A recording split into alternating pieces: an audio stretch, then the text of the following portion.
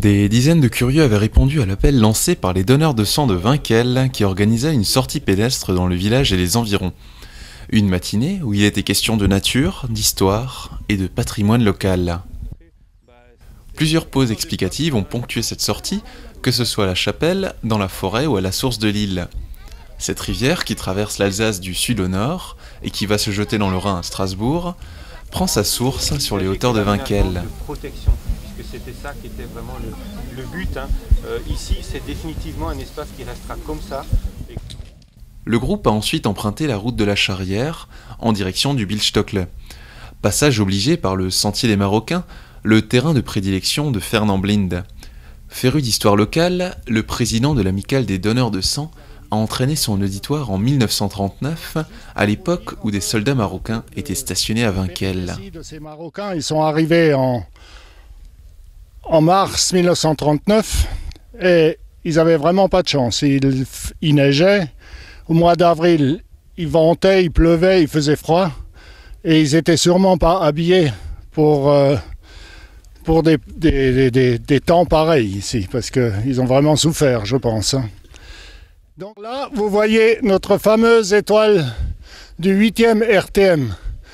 Donc c'est ce qu'ils ont laissé avant de partir pour savoir qui c'est qui avait travaillé ici.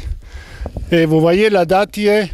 Et en bas, vous ne le voyez pas très bien, avec les doigts, ils ont marqué le 8e RTM en souvenir de leur passage en Alsace.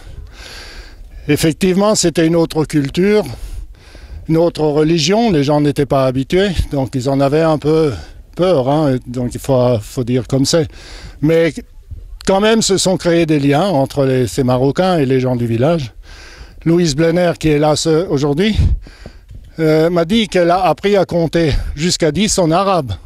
Quand même, vous voyez un peu quand même le rapprochement des gens à l'époque déjà. Et c'est ce qui devrait être un exemple pour tout le monde. À l'issue de la promenade, le maire de Vinquel a pu dresser un bilan positif de la matinée en évoquant naturellement le Sentier des Marocains, mais pas seulement. On avait décidé de faire un petit peu une sortie pour tout simplement un petit peu montrer notre village et refaire découvrir tout simplement aux villageois peut-être des choses qu'ils n'ont peut-être même jamais vues et qu'ils ont plaisir peut-être à découvrir et on a pu leur donner des explications comment fonctionnait notamment l'eau dans le village, l'eau potable, en leur montrant les réservoirs et également je leur ai présenté la forêt communale et la manière de la gérer parce que c'est vrai que c'est quelque chose qui pour ceux qui travaillent en forêt ou qui le vivent tous les jours est évident, mais pour des gens qui n'ont peut-être pas l'habitude de fréquenter ces espaces naturels et de savoir comment on les gère, c'était sûrement une très intéressante sortie ce matin. Plusieurs photos d'époque qui ont été recueillies auprès des anciens du village ont été exposées sur le plateau du Bildstockle. C'est là qu'a été servi le repas de midi, conclusion conviviale à une matinée riche en souvenirs.